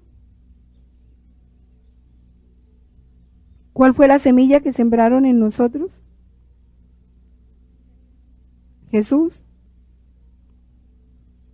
Esa es la semilla que Él siembra en nosotros, Él mismo, y el fruto no puede ser otro. Gracias a este poder, los hijos de Dios pueden dar fruto. El que nos ha injertado en la vid verdadera, ¿quién es el viñador de esa vid? El Padre. Cristo es la vid. Nosotros somos los sarmientos. Si Cristo es la vid, ¿cuál es el fruto? Cristo, claro, no puede ser otro. El que nos ha injertado en la vid verdadera hará que demos el fruto del Espíritu, el fruto del Espíritu de Jesús, que es Jesús mismo. Cuanto más renunciamos a nosotros mismos, más obramos también según el Espíritu, claro. Mientras menos dejemos de actuar nosotros, más podrá actuar el Espíritu en nosotros. Es una ley clara. Es preciso que yo disminuya y que Él crezca. Si yo no disminuyo, Él no puede crecer. Por la comunión con Él, el Espíritu Santo nos hace espirituales, nos restablece en el paraíso, nos lleva al lugar, al puesto y al orden para el cual fuimos creados. Nos lleva al reino de los cielos y a la adopción filial. Nos da la confianza de llamar a Dios Padre y de participar en la gracia de Cristo, de ser llamado Hijo de la Luz y de tener parte en la gloria eterna, por la comunión con el Espíritu Santo, con Jesús, con su Espíritu, que es el mismo Espíritu Santo.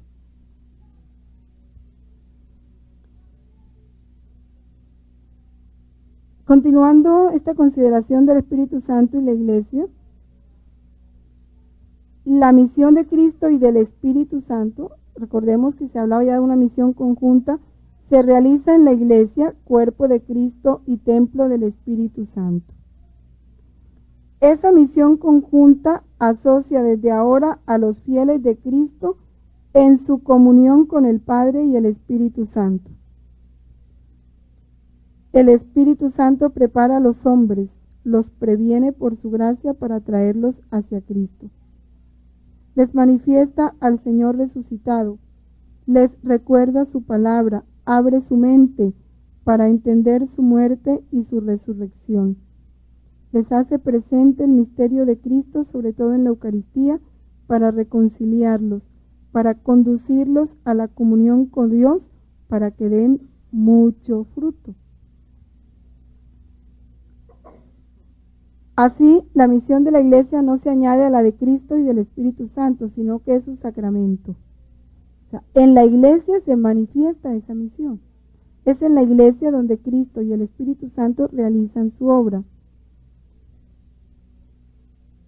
La Iglesia, en todo su ser y en todos sus miembros, ha sido enviada para anunciar y dar testimonio, para actualizar y extender el misterio de la comunión de la Santísima Trinidad. Vamos a leer el volumen 14, capítulo 1.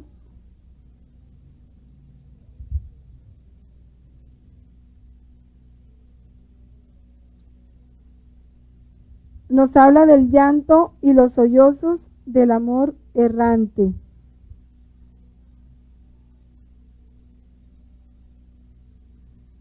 Quiero apagar mis llamas, quiero desahogar mi amor, pero mi amor es rechazado por las criaturas. Cuando habla del amor está hablando del Espíritu Santo, ¿no?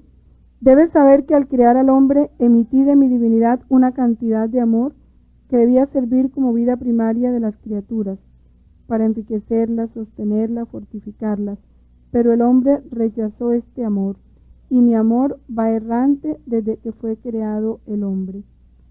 Mientras mi amor va errante y corre para darse, si ve a una débil y pobre, débil en la vida del alma y pobre de la gracia, rompe en llanto y le dice: ay, si no me hicieras andar errante y me hubieras dado alojamiento en tu corazón, serías fuerte y nada te faltaría. Si ve a otra caída en la culpa, rompe en sollozos diciéndole: ay, si me hubieras dado entrada en tu corazón, no habrías caído. Ante aquella otra que va arrastrada por las pasiones y enlodada de tierra, el amor llora y sollozando le repite: ay, si hubieras tomado mi amor, las pasiones no tendría vida en ti, la tierra no te tocaría, mi amor te bastaría para todo. Así que en cada mal del hombre, pequeño o grande, el amor tiene un sollozo y continúa yendo errante queriendo darse al hombre. Cuando en el huerto de Getsemaní se presentaron todos los pecados delante de mi humanidad, cada culpa tenía un sollozo de mi amor.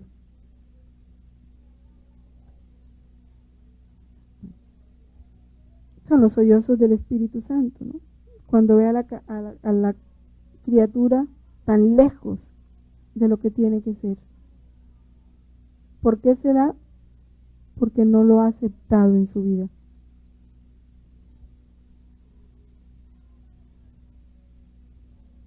Este capítulo nos aclara también lo que dice el numeral 738 en su nota explicatoria, ¿no?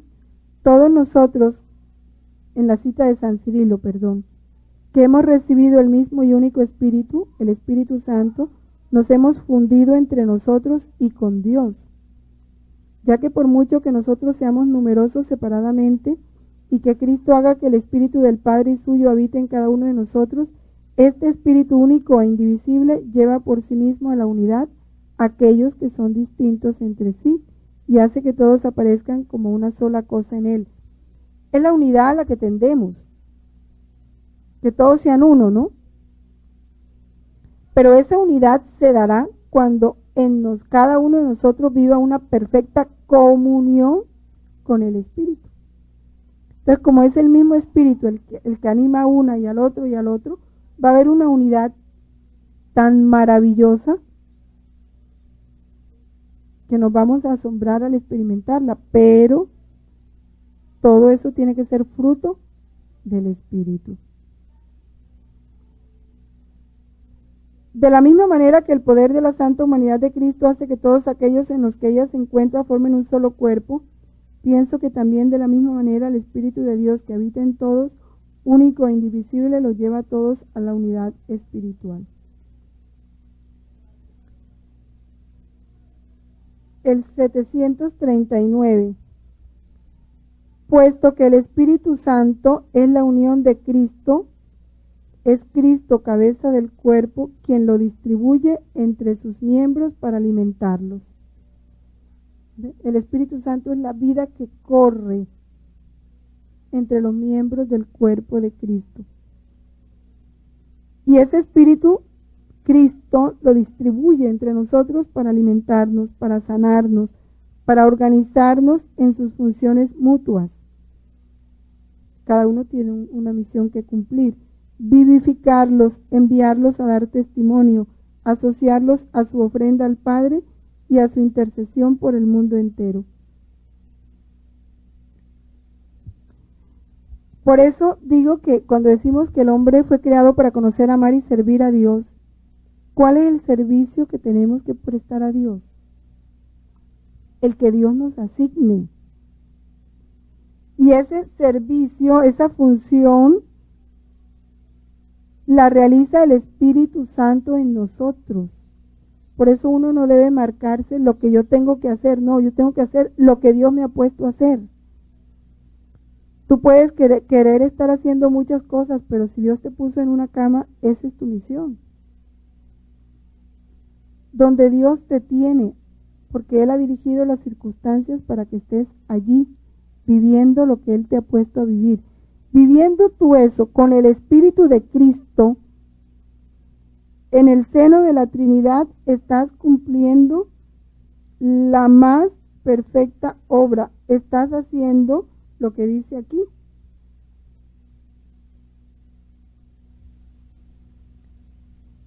¿Sí? Él nos está asociando a la ofrenda al Padre. Está organizándonos en la función que nos toca. Pero nos toca ser dóciles, porque ¿cómo nos resistimos al oficio que Dios nos pone? Porque queremos hacer lo que a nosotros nos gusta o nos parece lo mejor.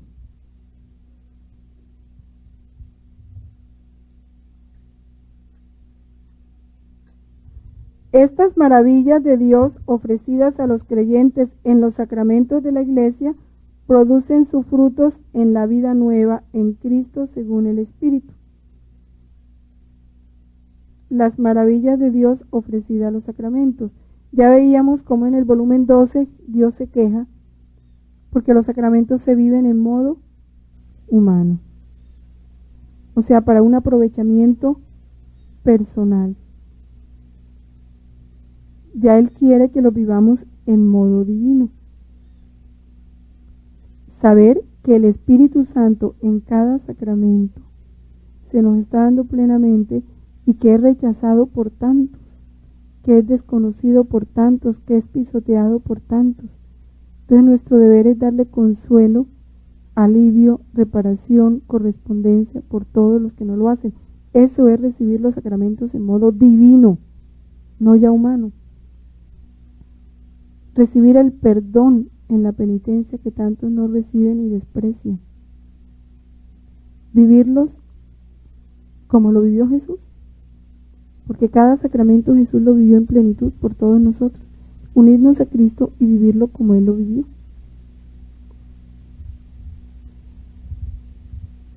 Cristo no necesitaba penitencia, sin embargo hizo la fila de los penitentes. Cristo no necesitaba comulgar, sin embargo se comulgó a sí mismo para hacerlo en modo divino.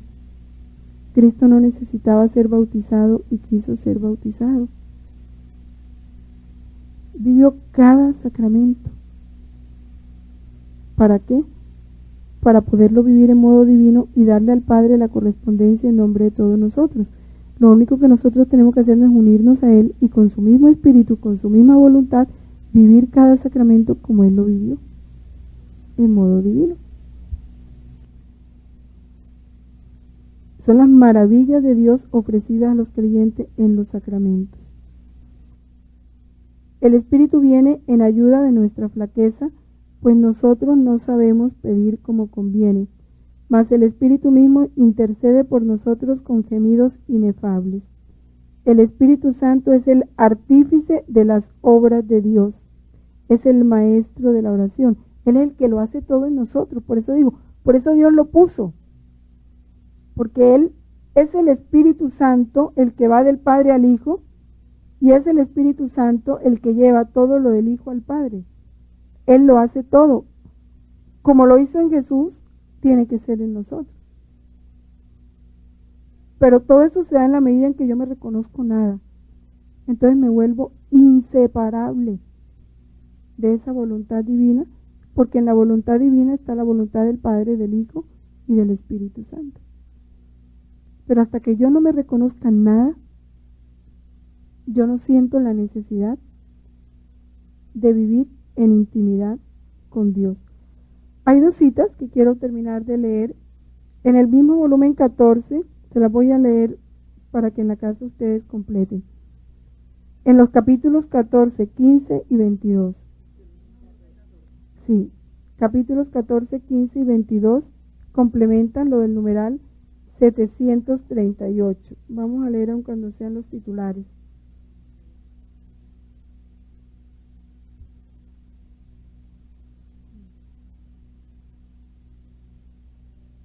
Complementa lo que estábamos diciendo, ¿no? Dice que la finalidad de la creación es que entre la voluntad del alma y la voluntad de Dios nos sea un continuo respiro en el dar, en el recibir y en el restituir. Lo que dice el numeral aquí, ¿no? La misma vida de la Santísima Trinidad, que es amar. Y ese es el fin de la creación, y más que todo la creación del hombre.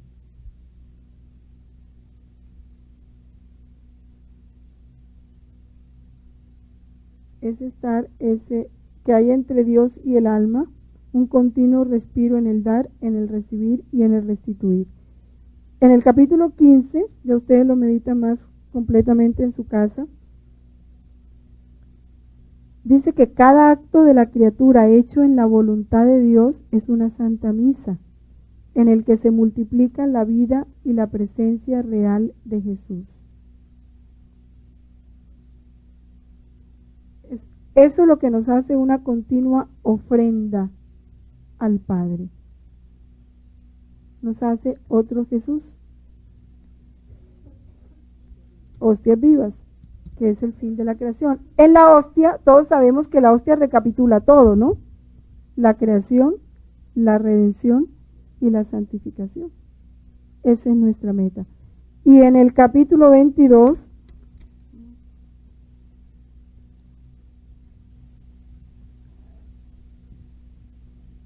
dice que en la luz de la divina voluntad, la criatura recibe la imagen. En la luz de la divina voluntad, la criatura recibe la imagen de las divinas personas. Y la voluntad divina se hace actor y constituye al alma reina de todos. Ahí nos habla también un poco lo que es esa imagen y semejanza, cómo es la voluntad de Dios la que recupera en nosotros la perfecta semejanza con Dios.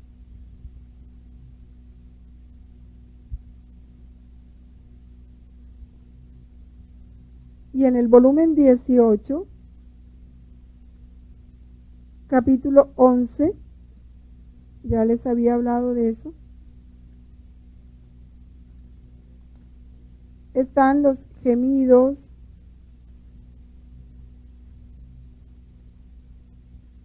dice la correspondencia de amor por las penas secretas del amor divino. Es entrar ya en una vida tan íntima con el Espíritu Santo que su dolor sea nuestro dolor. Y por tantas lágrimas y gemidos inenarrables del Espíritu Santo en cada sacramento. Entonces, les queda como tarea, ¿no?, el meditar esos capítulos que no alcanzamos a leer aquí. Y el resumen dice: la prueba de que sois hijos es que Dios ha enviado a nuestros corazones el espíritu de su Hijo, que clama Abba, Padre. Es el numeral 742.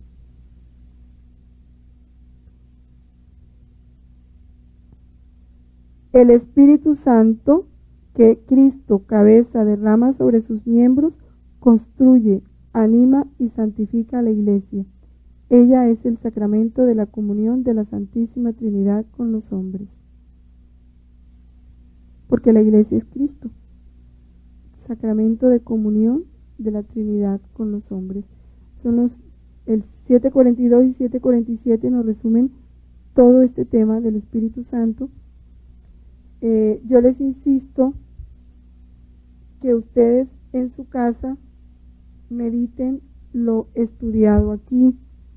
Si no lo meditan, no lo podrán entender mejor. Ahorita pues lo hacemos rápidamente para poder ceñirnos al tiempo que se nos permite tener. Gloria al Padre, al Hijo y al Espíritu Santo.